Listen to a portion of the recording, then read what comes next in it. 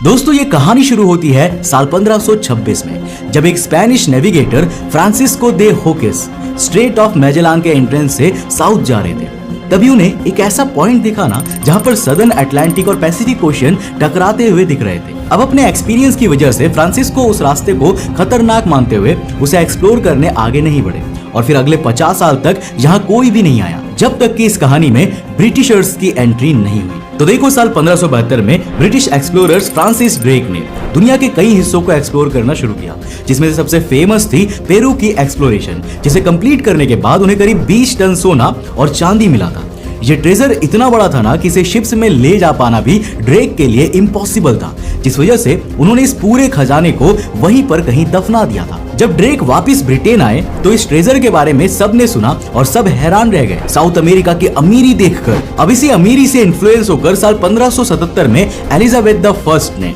Francis Drake को authorise किया कि वो साउथ अमेरिका जाकर उसके कोस्टल एरियाज को कॉन्कर करे, उन एरियाज की प्रीसियस चीजें खासकर सोना चांदी लूट ले और वहां मौजूद एलिजिबल लोगों को स्लेव ट्रेड के लिए भी इस्तेमाल करे। मतलब मोटा मोटा ब्रिटिशर्स अपने औकात पे आने की बात कर रहे थे। अब रिपोर्ट्स इवन ये तक स्टेट करती है कि एलिजाबेथ ने ड्रेक को ये स्पेशली कहकर भेजा था कि उसे उन एरियाज को एक्सप्लोर करना था जिसको ब्रिटिश एम्पायर रूल कर सकता था, जिससे आप मान सकते हैं कि ये ही वो पहला एक्सपीडिशन था जिसका पूरा मकसद सिर्फ और सिर्फ कॉलोनाइजेशन ही था। Now as instructed by queen ऐसा हुआ भी, जब दिसंबर 1577 में फ्रांसिस 5 जहाजों के साथ ऐसे मिशन पर निकले जिसे नाम तो दिया गया था वॉयज ऑफ डिस्कवरी का, मगर सीक्रेटली इसका काम ग्लोबल डोमिनेशन शुरू करना था। अब अमेरिकन पैसिफिक कोस्ट के लगभग सभी टेरिटरीज को लूटने और कैप्चर करने के बाद किसी न किसी कारण से ड्रेक को अपनी 2 शिप्स को अबेंडन करना पड़ा, जिसके बाद कॉन्वॉय में केवल 3 जहाज बचे थे। जब ड्रेक सितंबर 1578 में साउथ अमेरिका के लोअर मोस्ट पार्ट को क्रॉस कर रहे थे ना, तभी उनके तीनों जहाज एक भयानक तूफान के शिकंजे में आ गए। वो भी कुछ इस तरह कि उनकी 3 में से एक शिप मैरीगोल्ड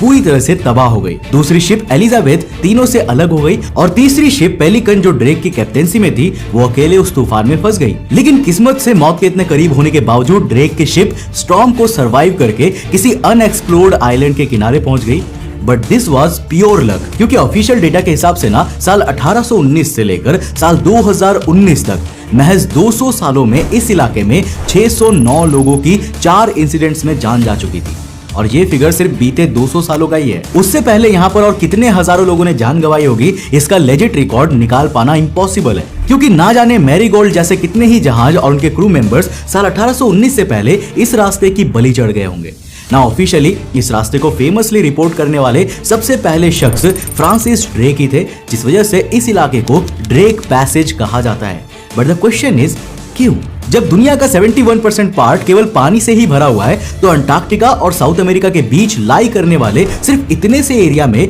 जहाज डिस्ट्रॉय क्यों हो जाते हैं? वेल, इसका कारण बहुत ही बेसिक साइंस और ज्योग्राफी है। दरअसल ड्रेक पैसेज वो पॉइंट है ना जहां पे अंटार्कटिका की साइड से आने वाली सदर्न ओशियन की कोल्ड वाटर वेव्स पैसिफिक और अटलांटिक ओशियन की वार्म वाटर वेव से टकराती है, जिनके कोलिजन से मल्टीपल जगहों पे एडीज बन जाती है, जिन्हें आप आसान भाषा में भंवर की तरह भी मान सकते हैं। नॉट ओनली दिस, इस जगह पर बहुत हार्श और हाई स्पीड विंड्स भी चलती है और ओकेजनल स्टॉर्म्स भी आते जाते रहते हैं, जिस वजह से यहाँ फ्लो होने वाला वाटर करंट ना सिर्फ इतना तेज होता है कि उसे हर कोई अच्छे से पास नहीं हो पाता, बल्कि यहाँ बनने वाला भंवर भी कुछ इस तरह का होता है कि जिनमें बहुत से जहाज फंस जाते हैं और फिर ना निकल पाने की वजह से या तो वो जहाज डिस्ट्रॉय हो जाती है या फिर ऐसी जगह पर पहुंच जाती है जहां सप्लाईज ना मिलने की वजह से क्रू की मौत हो जाती है। अब यहाँ चलने वाली वेव्स के खतरनाक होने का अंदाजा आप इसी बात से लगा सकते हैं कि साल 2022 में ये रिपोर्ट किया गया था कि यहाँ चलने वाली लहरें 65 फीट तक ऊंची पहुंच जाती है। ना फॉर रेफरेंस, अगर आप 5 टी-रेक्स एक के ऊपर एक रख देंगे